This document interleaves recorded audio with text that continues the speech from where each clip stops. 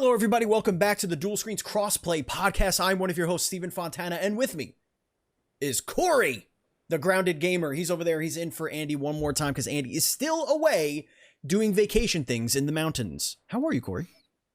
Doing good. Yeah? Still, just like I said before in the pre-show, if you guys didn't catch that, which you can find out more, Yes. Join the Patreon, see the pre-show. You find out my backstory. Yes. You weren't there, you didn't figure it out. You get to learn the origins of the name The Grounded Gamer. Yeah. And you get the spoiler alert, he was a naughty child.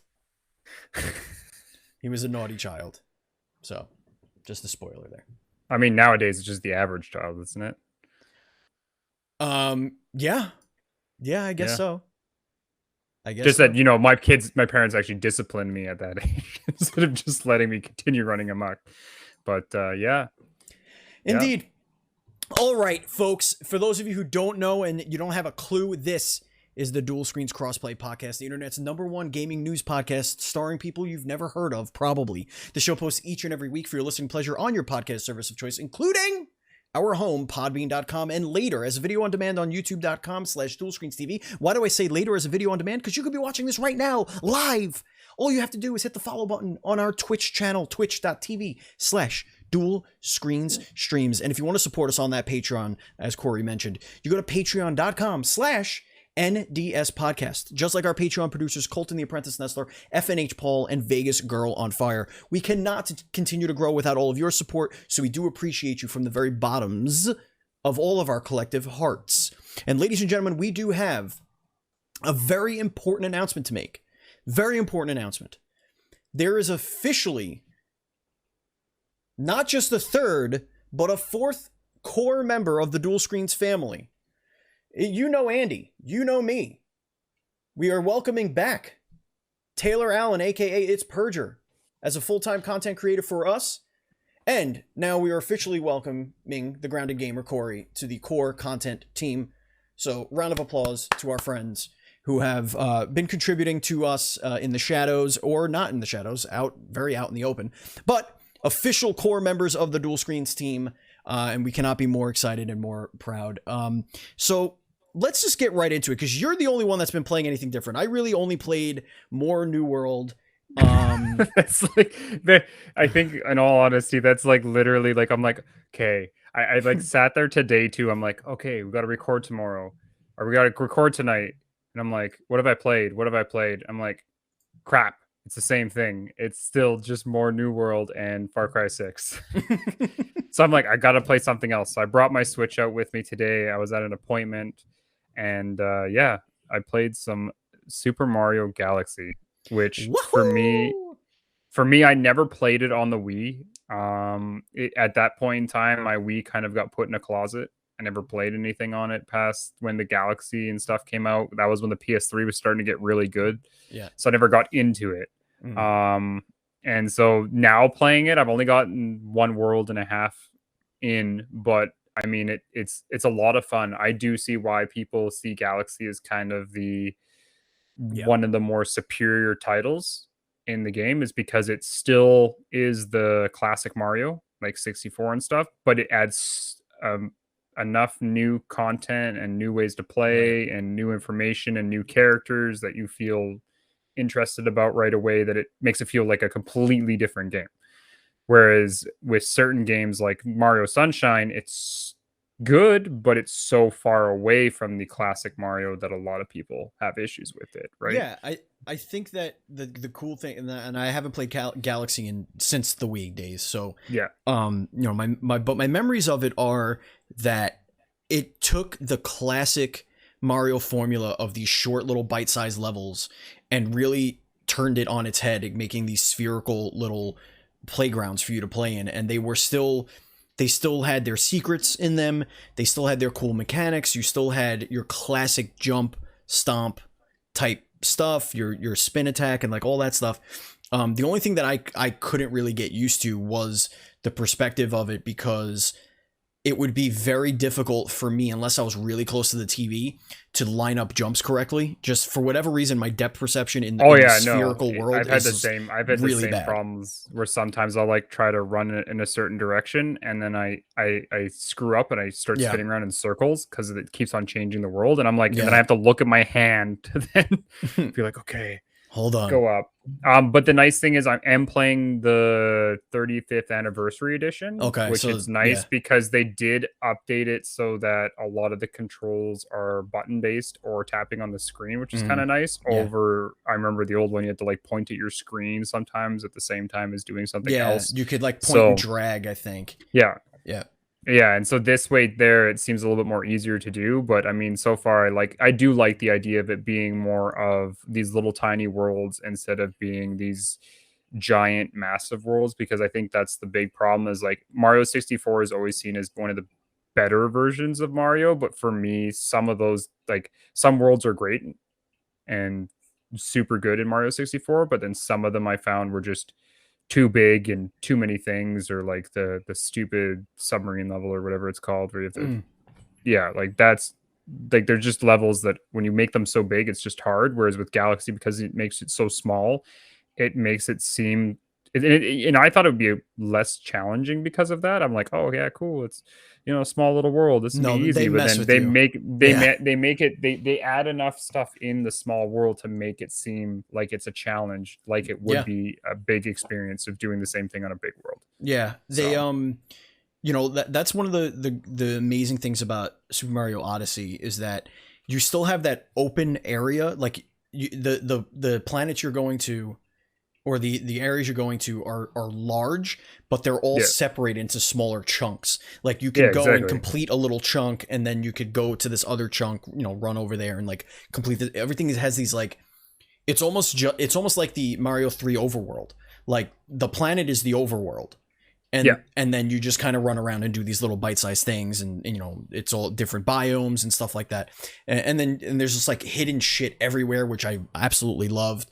I have a very, it is no longer a love-hate relationship. I have fully crossed into hate with Mario Odyssey, so like I can't go back to it. I'm at a point where I just can't do this one thing that I was up I to. beat it. Yeah, I beat it, and like that's the big thing.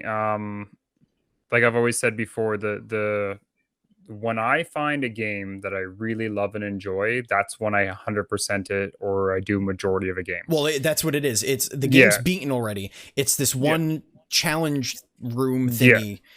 It's awful. But I don't want to spend too much time on yeah. because now we're talking about nothing that's even current. But you did play No. something that is currently, I believe, in early access. Yes, so I played also last week I talked about the Cycle Frontier, a new game that's coming out. It's kind of a cross between The Hunt as well as Tarkov for those people that like to abuse themselves while playing video games and play Tarkov. Perjure. I am yeah, I am personally a person that I can't do Tarkov style games usually, because the thing I hate the most about them is the idea of like my buddy's like, yeah, I'm like 800 and something hours into Tarkov. And I'm like, I don't see how you can put 70 to 80 hours into a season to then get up to a point where they just reset it just to make it so it's even again. And I just don't like that grindy competitiveness. Whereas with the cycle, the nice thing I like about it is it's a bigger world than most maps in Tarkov. It's also a persistent world. So everyone's dropping into the same world. So there's always going to be 12 people in it, but you're just constantly dropping in, which is always nice. And it could be squads of 3. So when you think about it, 12 people at squads of 3, you're only fighting 4 other teams. A lot of the time, it's more scavenging kind of stuff than it is having to kill other people. And because there's like the alien life and things like that, the mission, there's different factions to do stuff for. And it's just, you're a lot of the time, like in my time playing, I've done 2 or 3, like 5 or 6, or I've done the training drop, but I've done 5 or 6 total drops. And out of those 5 or 6 times, we've engaged maybe 1 or 2 teams. And a lot of the time it was, okay, I found what I need to do. I picked up my stuff, but there's so many neat little things about the world. And it's kind of a baby's Tarkov, which I like.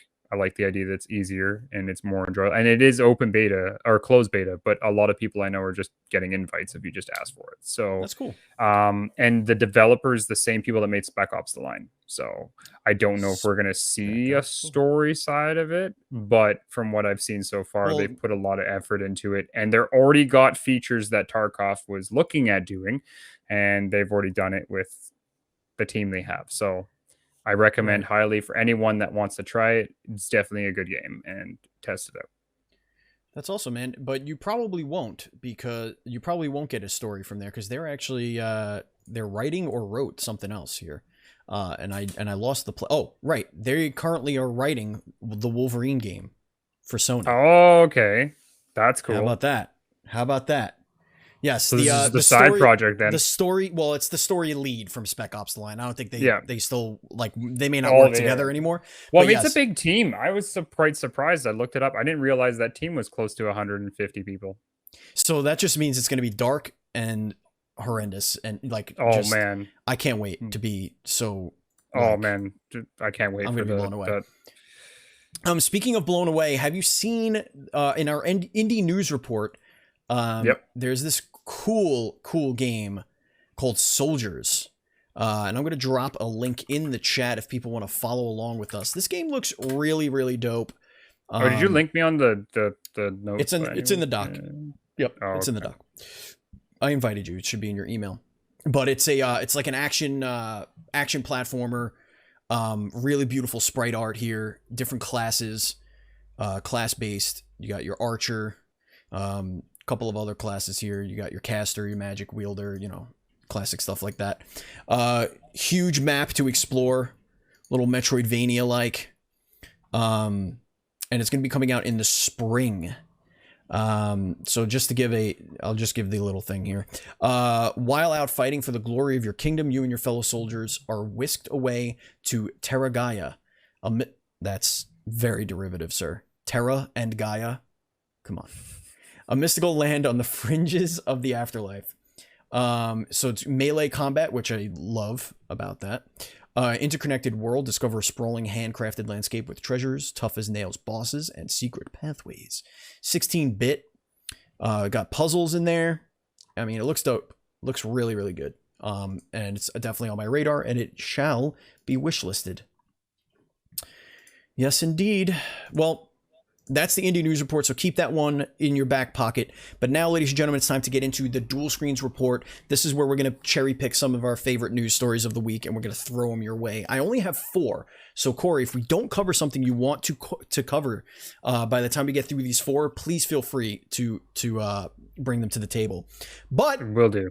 Pokemon Go developer Niantic has Pikmin coming. Pikmin Bloom. Augmented reality app from Nintendo and Pokemon Go creator Niantic is coming to mobile devices starting Tuesday, which is shockingly... That's quick. That's for them just talking about it. Technically today. The new app will be released in Australia and Singapore first. So they're going to have their little test market, in Aussie, ziggy, zuggy, ziggy, zuggy, oi, oi, oi. And Singapore. So that's dope. Let's see. This is... Man, it's they use me's. Kory, your character is a Mii. I know. I just looked at it. I was like, "Are we playing the Wii? Is this is this going to be on my Switch and not available for mobile devices? And we're just going to walk around with our Switches that have no data?" You could walk around with your Pikmin. You could leave a trail of blooming flowers and give your Pikmin a chance to collect items. There are no new Pikmin in this game. No new ones. They will just collect outfits that they can wear, so you can dress them up. Okay. Sure. That's a thing that's happening, Kory. Yep. And I mean, good old. I mean, Pikmin was like, it's weird that it's Pikmin of all games. Like, is it though? I mean, I guess in the sense of it's. I mean, they've got to do something with that franchise. Maybe this is them like getting some more hype for Pikmin so that they can make another game. I guess that's usually what you see happen with this stuff. But I mean, I think they just want money. Yeah, true. And well, this is also an easier way of doing it, because if they had to do any other ones, like, see what would be a cool one would be a Metroid AR game where you would actually hold up your camera and have your blaster and like battle all the stuff. Like that would be cool, and be your own bounty hunter. Like Like, don't oh, there's a copyright me. bounty at the Starbucks, and everybody just Yeah, shows up with their phone, and they're like, pew, pew, pew, pew, pew, pew, yeah, pew, pretty shooting much. the guy, like, pew, pew, pew, pew, pew, pew. That would be dope, man. Let's get Nintendo. That would be. Hello? Wait. Hello? Miyamoto? Yes, hi. It's Dual Screens. Crossplay, technically. But yeah, Dual Screens podcasts. Yes, sir. We have an idea for you. Get Niantic on the phone pronto. Thank you, goodbye. He's going to set up the meeting. Nice. We got this one in the bag. Then Speaking of in the bag, we get 0% royalties, but that's okay. We know we came up with it though. It's the thought that counts. It is. It's documented now forever. Speaking of bags and bags of money have been brought in by Kana and the Bridge of Spirits. Kory, you want to take this one? It's just a tweet. Yeah, I saw this where basically they've already made their money back of developing it from their initial sales. And I mean, the other thing too is, I mean, everyone's happy, including Sony. This is good that we're seeing game companies that are coming out with a brand new studio coming out with a game for the first time and seeing this type of support. I mean, this game looked really good right from the very beginning. I didn't doubt that this game was ever going to make its money back. I've never sometimes when you see games like these newer games, especially in the last couple of years, you see a couple trailers and you're like, oh yeah, it's good, and then there's something they show you and you're like, I don't know. And none of us ever had to worry. And the idea that this is a character that we've never seen before, it's not a franchise that we know, and it's nice to see from that developers we don't know. Yeah, it's nice to see that something new is able to just come out and just do well, because this just proves the point of that if you make a good game, it's what people will buy it. Like a lot of people lately have been talking about, well, no, it's based on where it releases and if it's hidden and if it's wherever, and it is to an extent, but at the same time, when you see a game like this where Sony really didn't push this that much before release, which I was quite surprised about, and this game has just kept on growing and growing and growing and growing, and now you can see Sony really pushing it now. They did get Prime placement in their State of Plays a couple of times, so like it's not like Sony ignored it or just kind of let it go, but it was a premium product that was budget priced. Exactly. So like that really helped it a lot, because it came out alongside a few other games at the time that were $60 or whatever, or huge time investments. And this game is one of those games that you could get in, you could spend your $40, get in, beat it in maybe a week, and then put it down. And it's a beautiful story. It reminds me of why I fell in love with Sony first party games, because when I played Sony first party games, starting in like maybe 2011, 2010 maybe. So like around the Uncharted days.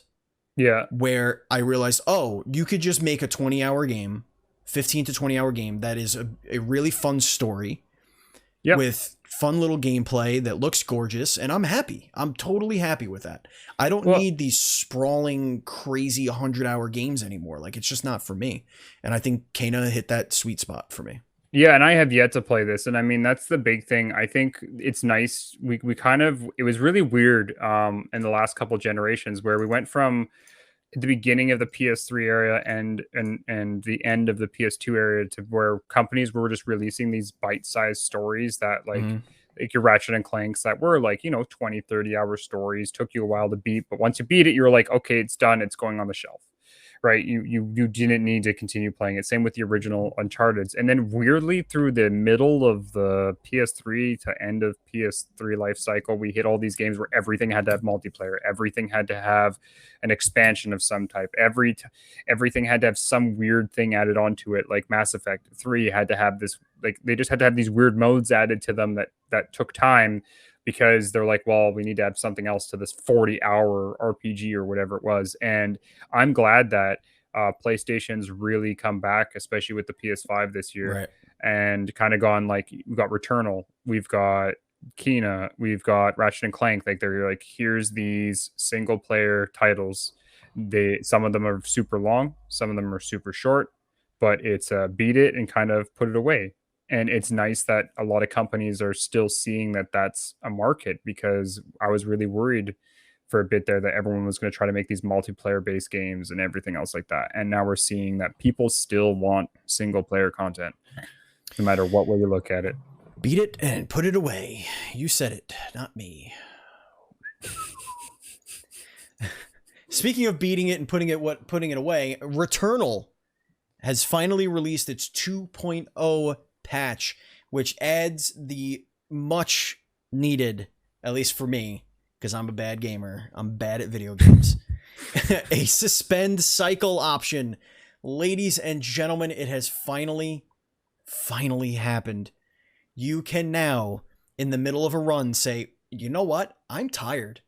But if I shut this game off, I lose everything I did.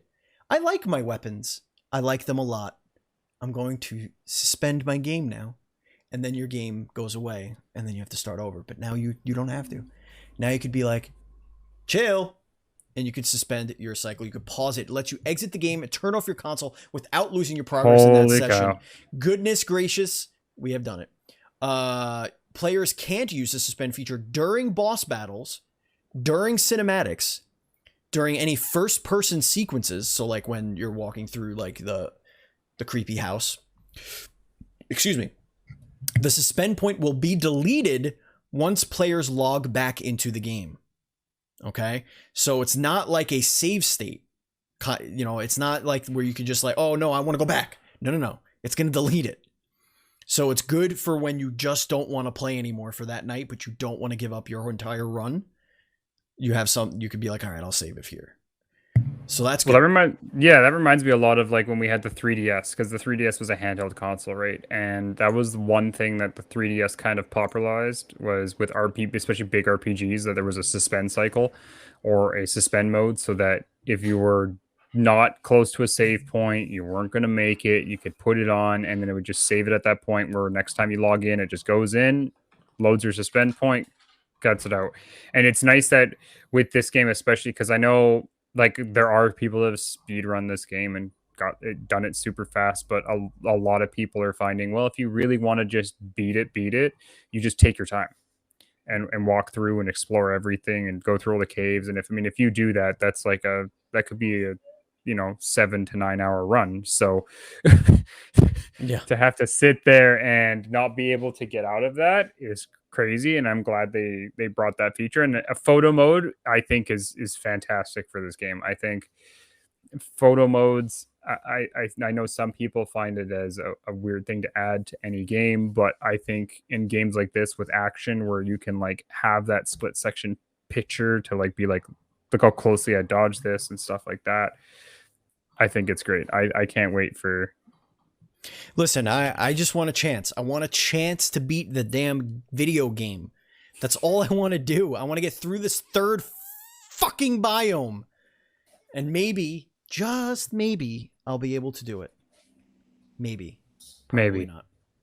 There's almost no shot I will. Speaking of no shot, this Nintendo 64 online, should this be the hype zone? Good God Almighty, could they have done worse? I don't think so, Kory. I don't think they could have possibly have done worse. I didn't test it yet because I've been doing other things, but from what I've been hearing, it's like terrible, absolutely terrible. Let's just go over some of the bullet points of things that are happening. Okay, now remember.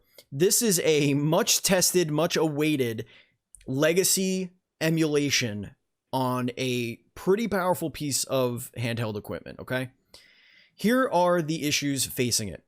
Input lag, ranging from slightly noticeable to I can't play Mario 64 or Mario Kart 64 like this. Bizarre button layout. It reverses the A and the B button, okay? That's number one. And then to use the C buttons, which are your face buttons on your Switch, you have to hold, I believe it's R, or what is it? Yeah, ZR.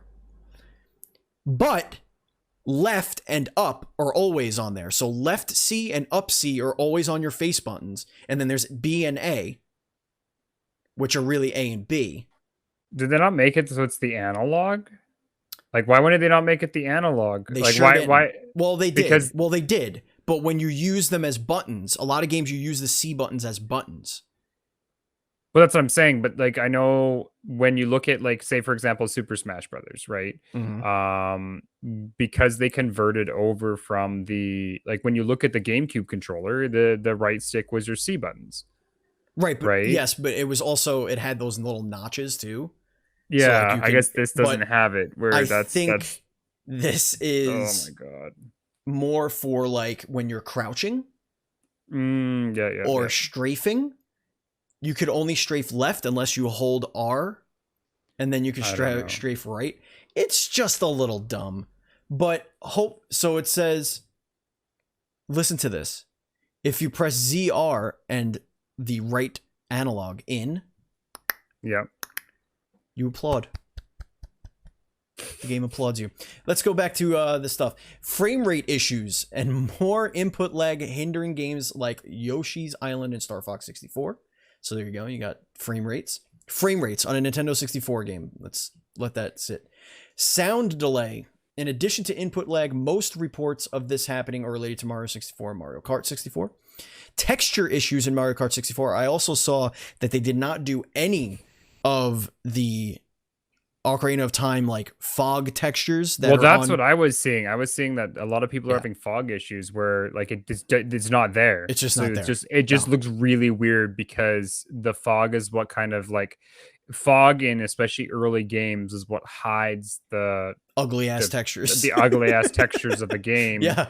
And then when you remove the fog, it's just like you're in a floating piece of land or something like that. And it just looks really weird. And the idea that they didn't put that in, like, I don't understand why they couldn't just build a custom emulator for this that just ran the original game of this stuff. I know they have to do save states and everything else, but the idea that, like, it seems to me like these versions of the game are possibly not actually the original versions. Oh, like no. Get from it. No. It's this is the problem here, Corey. There are Is it emulators the actual that do this better. That's what I'm saying though. Like I play, like, for those who watched me when I was doing a competition later this year about who can beat more games, I was emulating 64 games all the time and stuff like that. And I never had any of these issues. And I was playing with a PS4 controller. So yeah, like to me, and I was doing it with my right stick being my thing, and you could control like where it with the dead zone was and stuff like that. And it's just really weird to me that this doesn't seem to be fixing that, because it I don't know, it's really weird to me that this is emulated, and I would not just be having these shocked, issues. Corey. I would not be shocked if they were like, man, they really want this N64 emulator. What are we gonna do? We don't want to do this. You know what? Just announce it and we'll figure it out. And then they announced it and they're like, well, now we have to fucking do it. All right. Clock's ticking.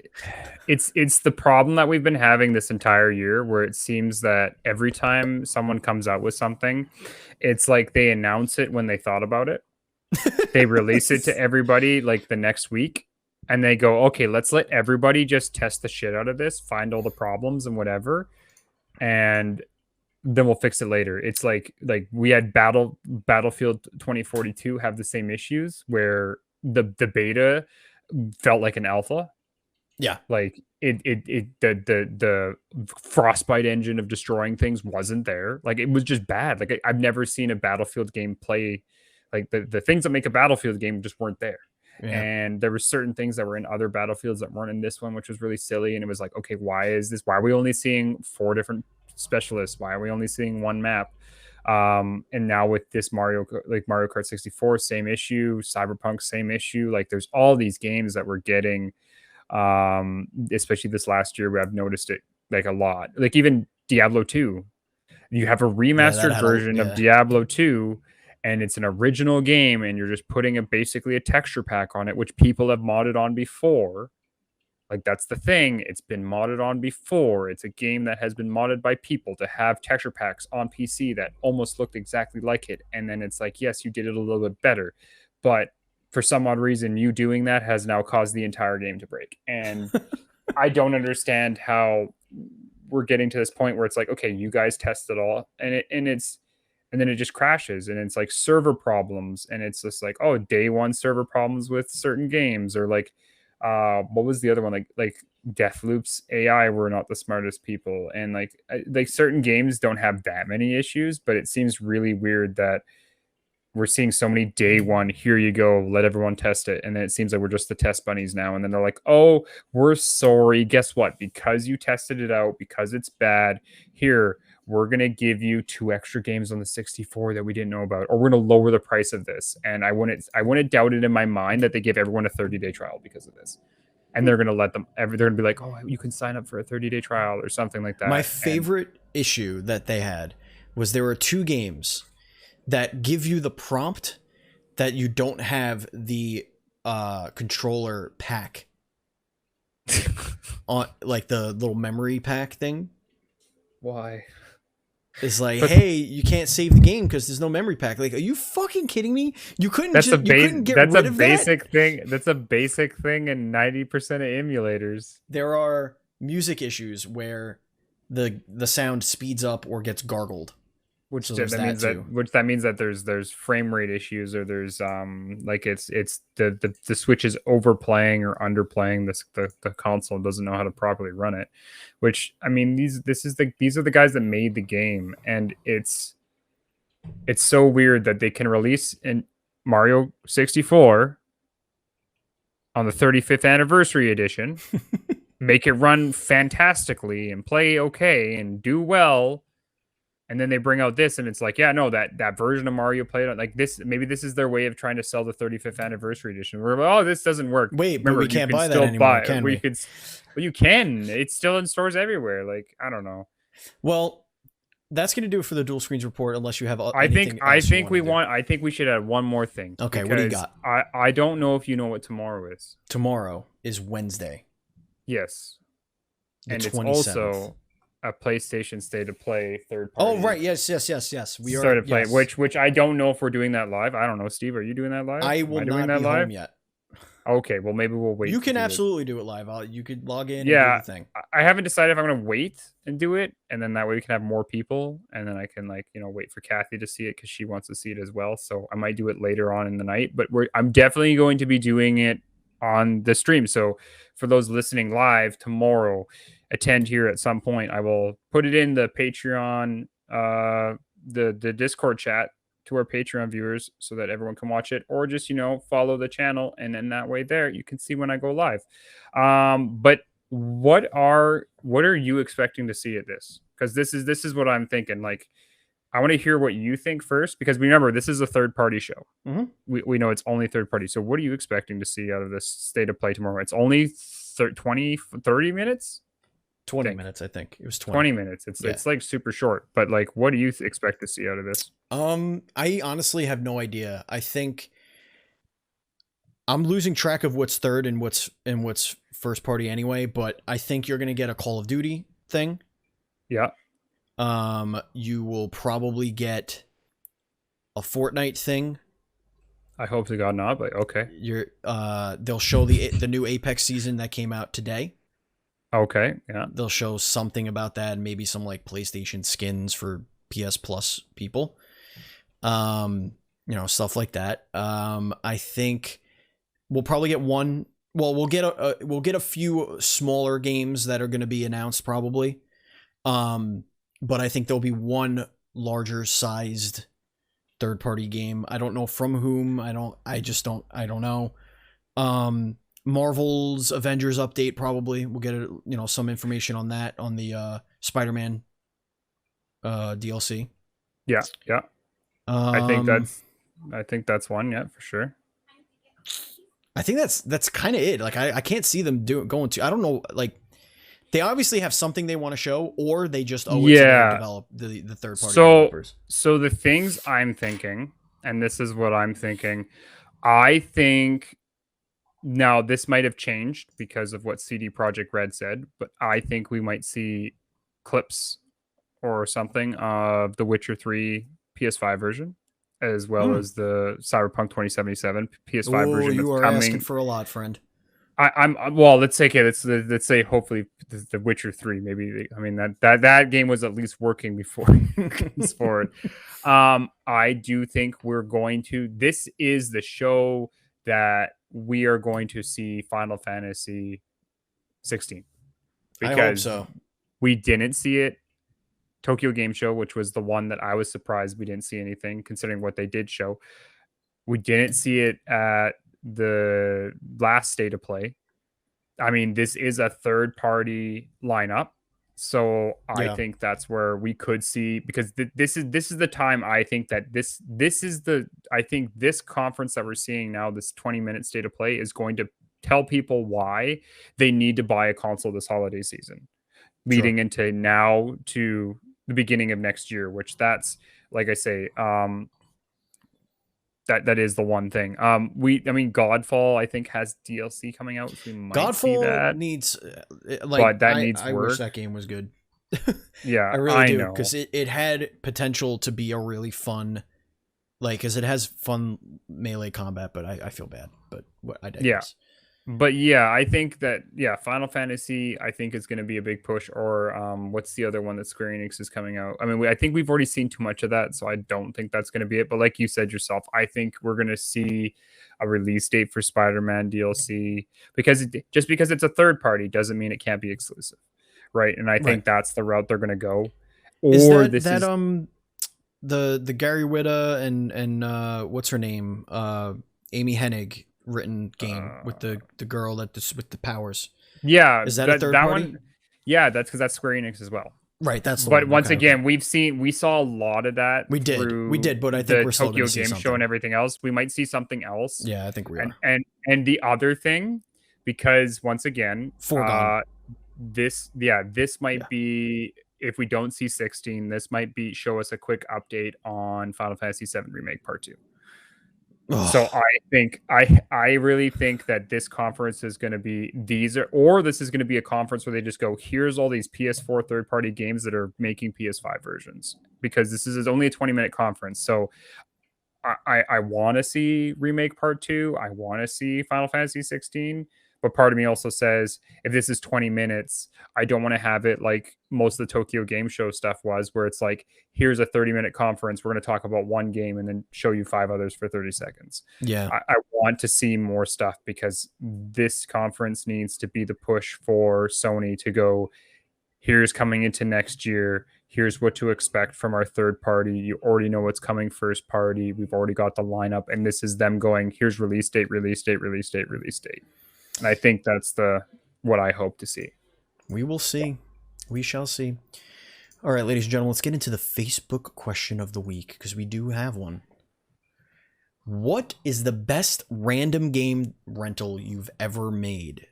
Rental. Yeah, so you went to the video store. So you're saying that we have this is all to our all our older members. It's some older members, or maybe it was a game trial, or maybe it was just a game that you saw on your friend's shelf and you're like, can I borrow that? I want to try that. Yeah, or whatever. Because I will start with mine. Okay. I go into Blockbuster. Yep. It's like 2000, maybe 1999, somewhere around there. Don't remember for sure. Probably 99.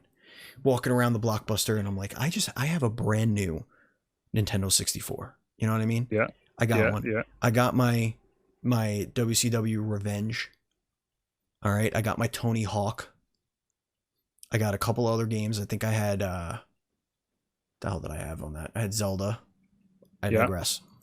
And I see this game that's got these 4 characters on it, and I'm like, that game looks pretty cool. And it was called Gauntlet Legends. And let me tell you, Gauntlet Legends took over my life that summer. Actually, was it summer? Yeah, it was summer. Gauntlet. I'm surprised that's the one series we havenven't seen come back out again. We did. They made Gauntlet on PS4. But that wasn't that. Look, let's be honest. Gauntlet Legends and Dark Legacy. Yeah. were amazing, and Gauntlet never even got close to living up to that. No, it's true. Like, remake me Gauntlet Legends. Like, Nintendo, you want to hear what to do? Like, if Gauntlet Legends isn't in your Nintendo 64 list of games to like put on the online, you're not listening. Yeah, you fucked up. Becca says, I've never rented a game, and that was when I wanted to unlife myself. That was when I realized how old I was.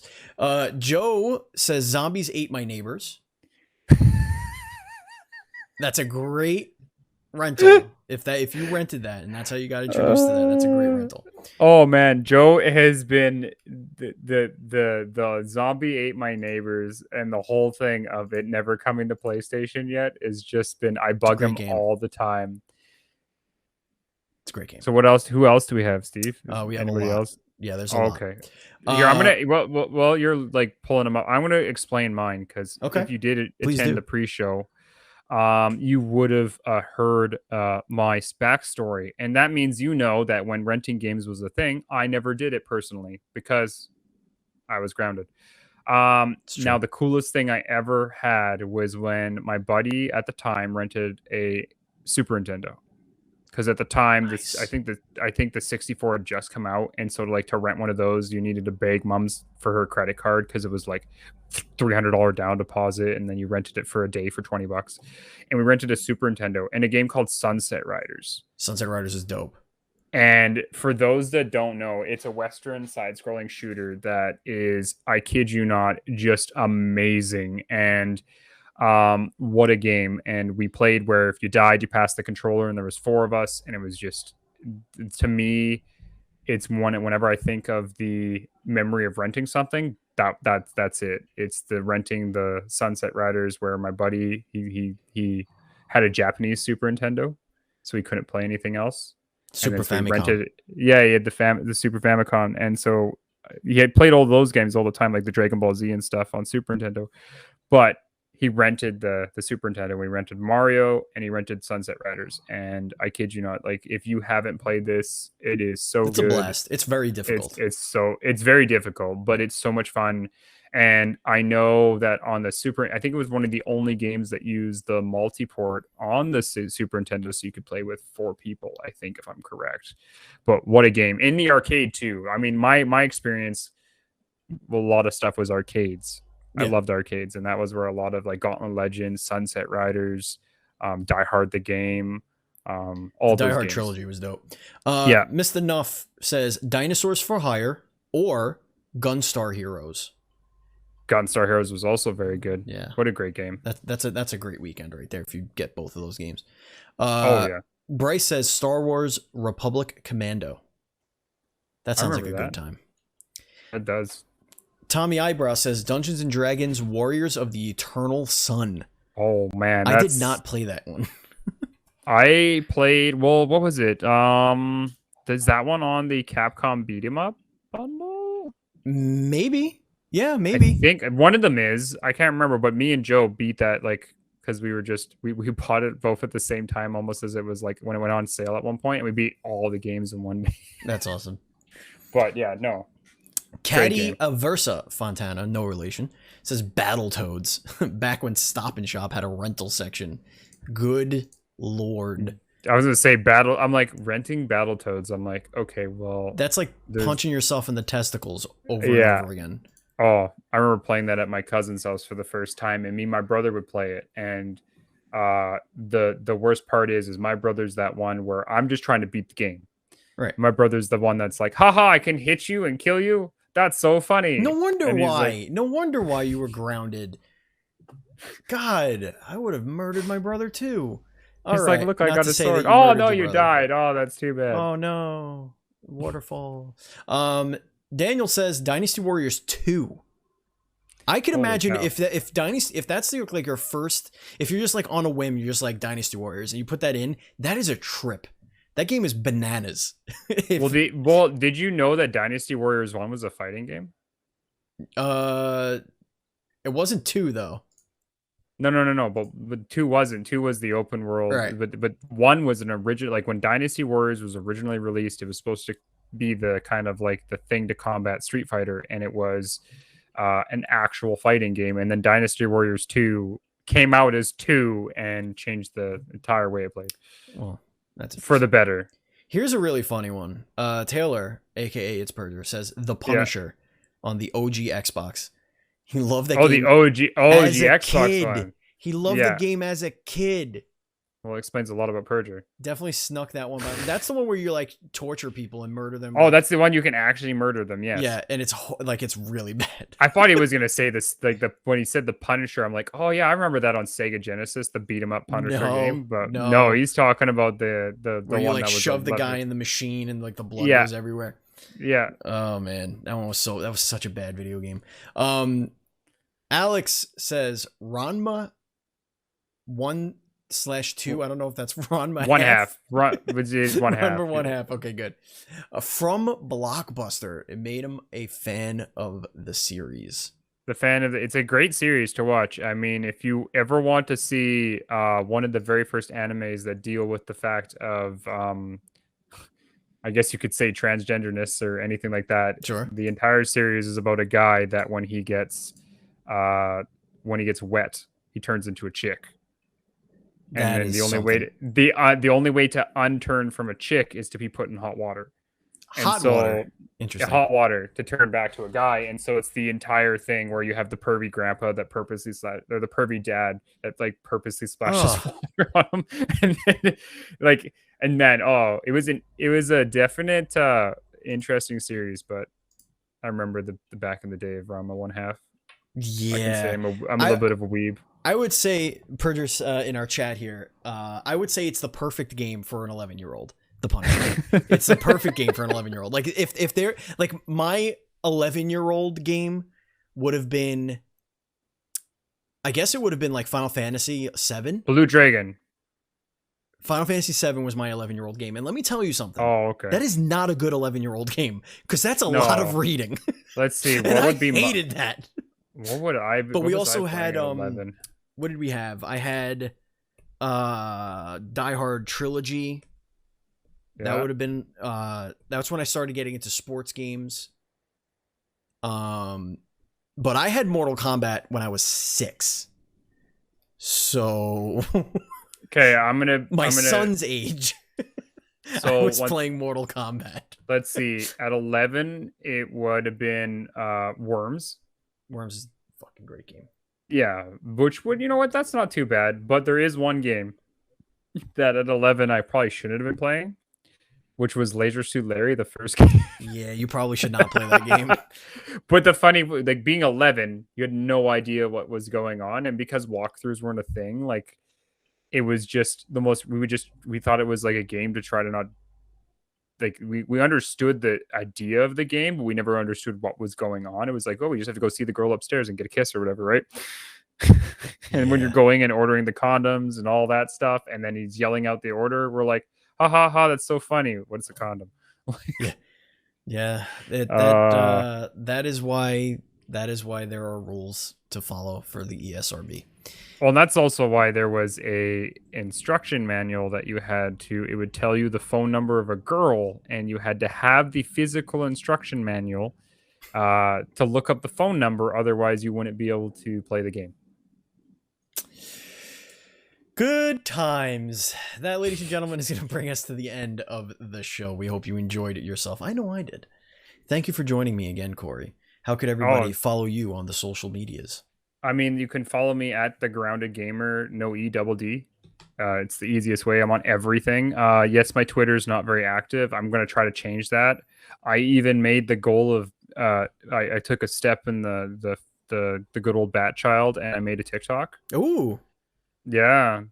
I'm not going to be putting me getting my face ripped off on that TikTok. Yes. Just so people know. I mean, that's when if you want to support my mom and her TikTok dreams of making her son like literally probably start a viral trend, you just go at My Bear Den, all in one word. That's her profile, and you can see that, and that's it. But yeah, it's just at Grounded Gamer on everything, including PlayStation. The only thing I haven't done my Grounded Gamer on Xbox. I think I own that too, but I made sure I took everything. Gotcha. But it's all there. So if you want to follow the Dual Screens on social media, we're at dual_screens on Twitter. I am at Batchild27. Andy's at PantsGuy. Taylor is at It's Purger, and you heard that that Kory is at The Grounded Gamer. You could join our Facebook group, facebook.com/groups/DS podcasts. And again, our Twitch is twitch.tv/dualscreenstreams. Our YouTube is youtube.com/dualscreens.tv. Thank you so much, Kory. Thank you, listeners. Thank you, Andy, for not being here again so that we can enjoy ourselves. And as always, please be excellent to each other.